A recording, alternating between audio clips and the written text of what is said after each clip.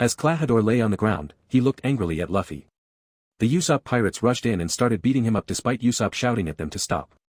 Suddenly, Klahadore stood up from behind. He didn't touch the Usopp pirates but kicked Usopp away. He looked at Luffy and said that hurt a bit, then asked if he had eaten a devil fruit. Luffy replied he had eaten the gum-gum fruit. Django muttered to himself that Luffy really was a rubber person and he hadn't been hallucinating. Klahadore ordered Django to make Kaya write the will, finish her off quickly, and kill the Usopp pirates too.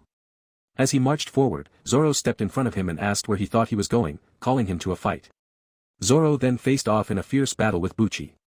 Meanwhile, Django stepped forward, but Usopp ordered the Usopp pirates to take Kaya and run into the forest. As Django tried to follow them, Usopp shot him from behind. Klahadore told him to ignore the shot and go after Kaya. Klahadore taunted Luffy, saying if he could pass the hill, he might be able to save them. Zoro, quickening his pace, defeated Buchi with ease. Meanwhile, Usopp looked over the forest and heard strange noises.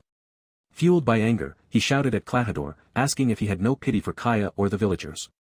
Klahadore coldly replied he had none but would grieve for them after they died. Zoro and Luffy urged Usopp to go after Kaya, but as he tried to stand, he collapsed in pain.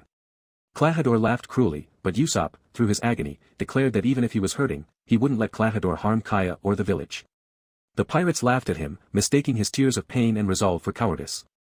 Luffy, furious, picked up a boulder and hurled it at them, shouting, asking what was so funny. Zoro picked Usopp up, saying he needed him for directions, and started to move. Klahadore demanded to know who gave them permission to leave. Luffy, eyes blazing, simply said, "I did," and launched a punch that missed. Still, he smiled, glad Zoro and Usopp were escaping. Klahadore and Luffy then clashed in a fierce battle. Klahadore managed to land a sharp kick on Luffy as his crew began cheering, calling out, "Captain Kuro! Captain Kuro!" But Klahadore snapped, yelling not to call him by that name. He declared his plan had taken 3 years to erase the name Captain Kuro from existence.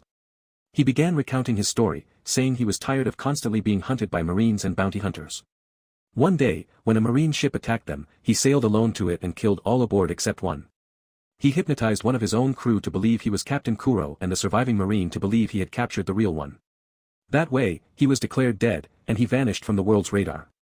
Now, with his plan complete, he would finally enjoy peace and wealth, and Luffy would not be allowed to ruin it. As Klahadore launched his attack, Luffy grabbed a boulder and caught Klahadore's clawed gloves between it, shattering them. "You shouldn't be a pirate if you don't want a name on the sea," Luffy declared, smashing the boulder against Klahadore with full force. Luffy stood tall, saying his ambition was far greater than Klahadore's.